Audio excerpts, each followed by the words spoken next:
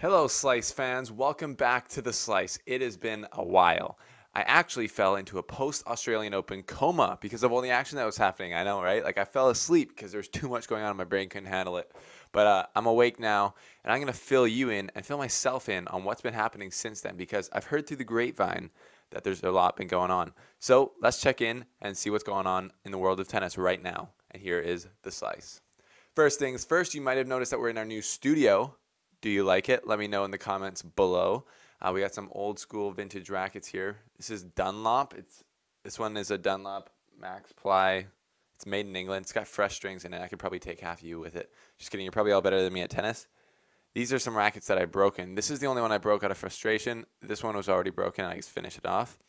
These are some Slice t-shirts that you should buy for a reduced price right now on the website, $24.99. Some Vapor Tours.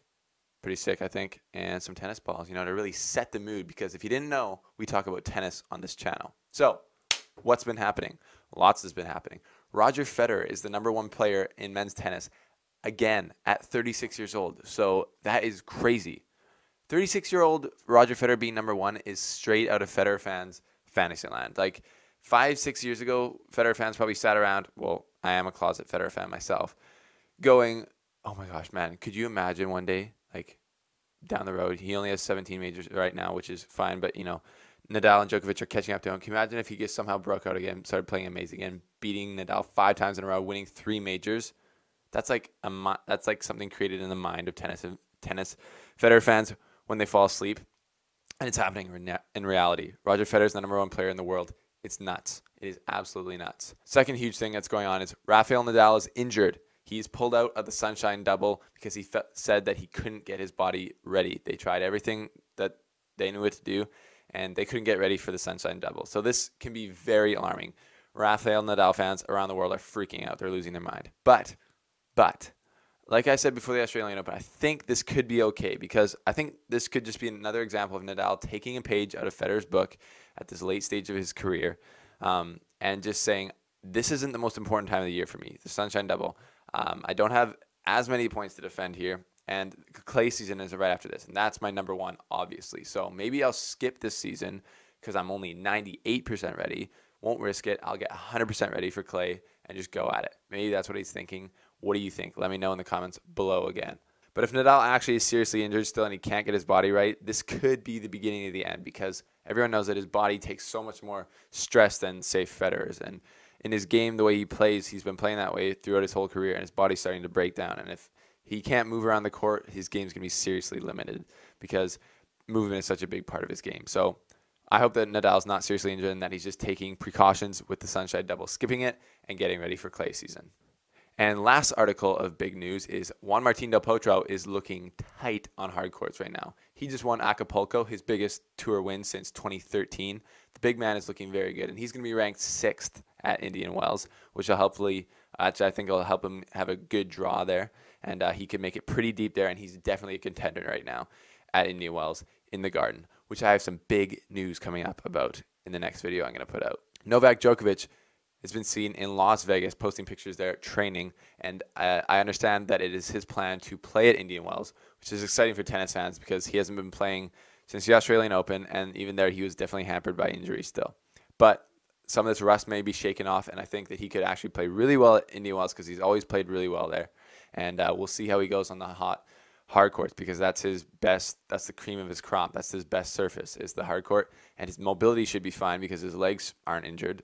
He is getting a little bit older, but he's taken such good care of his body throughout his career that his body could be in tip-top shape right now. If his elbow's back to normal, we could see Novak Djokovic getting back to normal and getting back to the top even, I think. I think he still has one more run to the top where he's contending for majors left in him, because he is 31, and like I said, Federer's a freak of nature. 36-year-old playing the best tennis almost of your career, that's not going to happen for anyone else, maybe ever.